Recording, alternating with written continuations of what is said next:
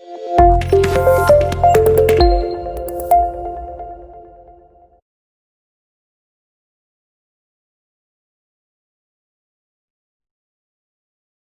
Number 9 very very important,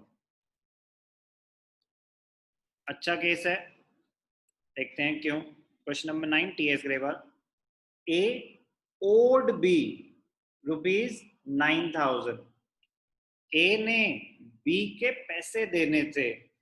he gave a bill for the same on 1st August 2018, payable 4 months after 4 months at the bank of India Chandni Chowk. अब A कौन है? ए ने पैसे देने हैं। ए owed B ₹8,000। ए के लिए क्या है? Bills payable. बी के लिए क्या है? Bills receivable. तो ए रॉई गेव अ बिल मतलब एक्सेप्ट करके दिया होगा, क्योंकि पैसे देने ना उसने। तो बी ड्रॉअर, बी ने पैसे लेने हैं। कहीं मेंशन नहीं है जब तक वर्ड प्रोमिसरी नोट, आप अज्यूम नहीं कर सकते कि प्रोमिसरी नोट होगा, या ना बिल लिखा है, वर्ड बिल ऑफ एक्सचेंज मानेंगे इसे। ए ओड बी, ए ने बी के पैसे देने हैं, तो बी ने लेने हैं। बी के लिए बिल रिसीवेबल होगा, ए के लिए बिल पेएबल होगा।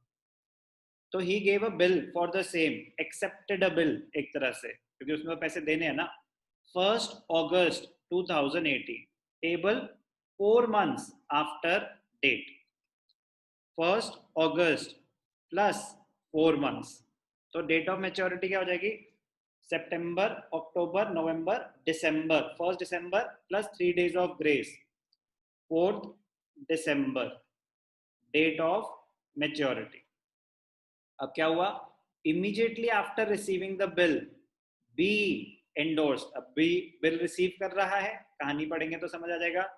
B endorsed it to C in payment of his date. आगे की कहानी है ना, धीरे धीरे पढ़ते हैं, पहले एक कहानी को क्लोज कर देते हैं। ब्रेक करना सीख गए तो कभी गलती नहीं करोगे। ए और बी, अब ध्यान से देखना। बुक्स ऑफ ड्रॉअर, ड्रॉअर कौन है इस केस में? बी, बी ने पैसे लेने हैं। बुक्स ऑफ ड्रॉई, ड्रॉई कौन है? ए, ए ने पैसे देने हैं। कोई सेल परचेज का हमें कुछ नहीं बोल रहे तो वो एंट्री ऑप्शनल हो जाती है, पास करने की जरूरत नहीं है, ऑप्शनल हो जाती है। वरना लिखा होगा ना A sold goods to B या B sold goods to A, ऐसा कुछ नहीं लिखा तो हम डायरेक्टली बिल्स की कहानी से शुरू कर सकते हैं। वो एक ऑप्शनल एंट्री होती है 1st August। बट अगर वो एंट्री पास करते, कितने का सामान है? 8,000। ऑप्शनल एंट्री, ध्यान से देखना, सिर्फ तभी पास करना अगर आपके स्कूल में बोला गया है तो, क्योंकि कहानी में कहीं लिखा नहीं था कि ऐसा हो रहा है। ओके, August 1, तो ऑप्शनल एंट्री क्या है कि बी ने ए को सामान बेचा होगा, तो एंट्री क्या पास करी होगी? ए डेबिटेड टू सेल्स अकाउंट। कितने का सामान? 8,000, क्योंकि क्वेश्चन में मेंशन्ड है कि बी ने ए से 8,000 लेने हैं, ए ने देने हैं। तो ये ऑप्शनल एंट्री ए की बुक्स में क्या एंट्री आ जाएगी?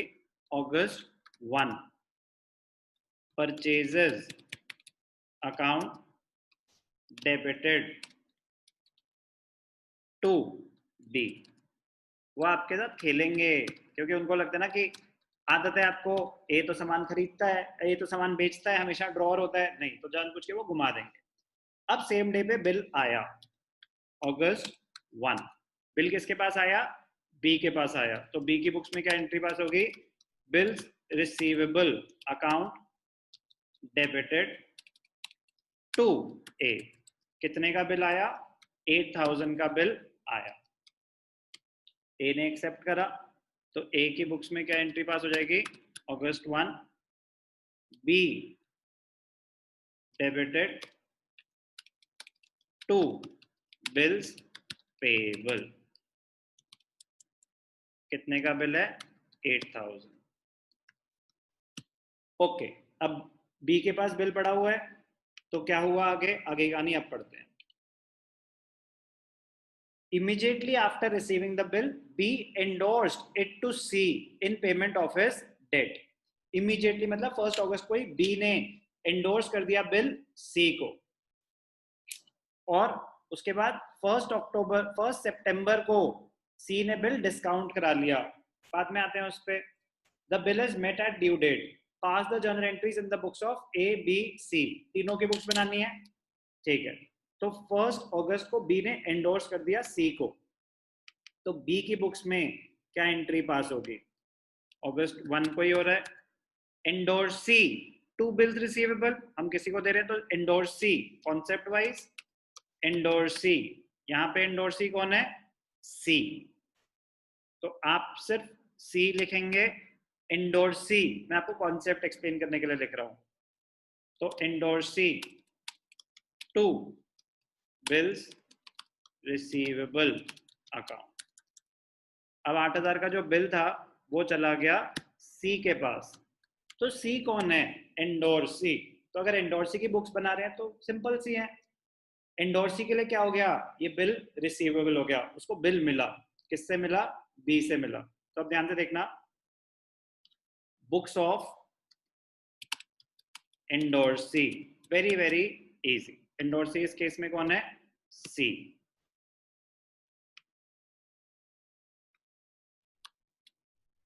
ठीक है. तो क्या बना रहे हैं हम? जर्नल. C के पास बिल आया. कब आया? अगस्त 1. तो ये बिल रिसीव कर रहा है, तो इसके लिए एंट्री क्या हो जाएगी? Bills receivable account debited. ये किससे रिसीव कर रहा है? ये जिससे रिसीव कर रहा है उसका नाम लिखेगा. ये B से रिसीव कर रहा है. To B. इसके पास 8,000 का बिल आ गया. अब B तो आगे एंडोर्स कर चुका है, अब बिल B के पास नहीं है. अब बिल किसके पास आ गया? C के पास आ गया. C ने क्या करा? C discounted the bill eight 12% per annum. But कब? 1 सितंबर को. बिल आया कब था उसके पास? 1 अगस्त को. तो 1 महीने उसने होल्ड करा, फिर उसके बाद डिस्काउंट कराया. तो ध्यान से देखना, वर्किंग नोट में क्या? Discounting charges. Discounting charges bill कितने का है? 8,000. डिस्काउंटिंग चार्जेस क्या है?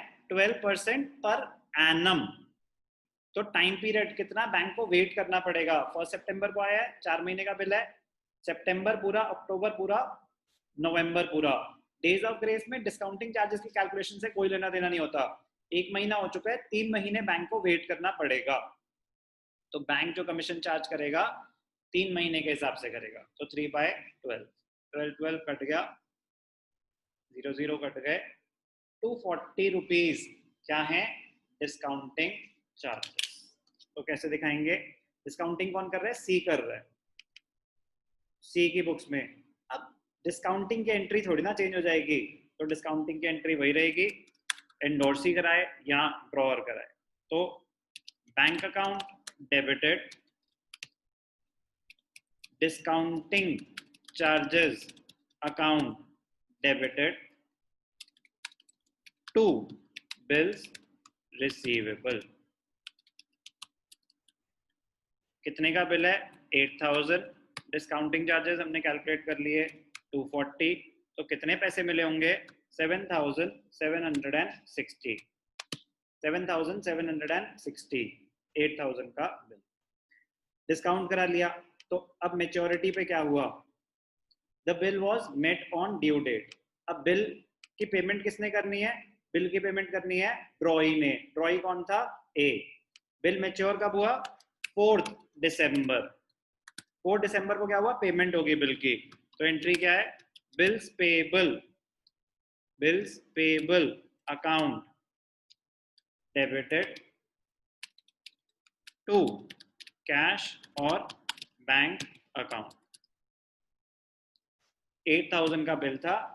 B ने पेमेंट, A ने, ड्रॉई A था, A ने पेमेंट कर दी. क्या पैसे B को मिलेंगे? नो. B ने तो बिल एंडोर्स कर रखा है, तो B की बुक्स में नो एंट्री. तो क्या पैसे C को मिलेंगे? C कह रहा है मैंने तो डिस्काउंट करा लिया. तो C की बुक्स में भी मैच्योरिटी पे नो एंट्री. पैसे मिलेंगे बैंक को. बैंक अपनी बुक्स में एंट्री पास करेगा पैसे रिसीव करने की. बैंक की बुक्स हमें इस क्वेश्चन में बनानी नहीं। तो सारी एंट्रीज हम दिखा चुके हैं। तो पॉइंट क्या है? पॉइंट ये है, वो जानबूझ के क्वेश्चन को लंबा करने की कोशिश करेंगे।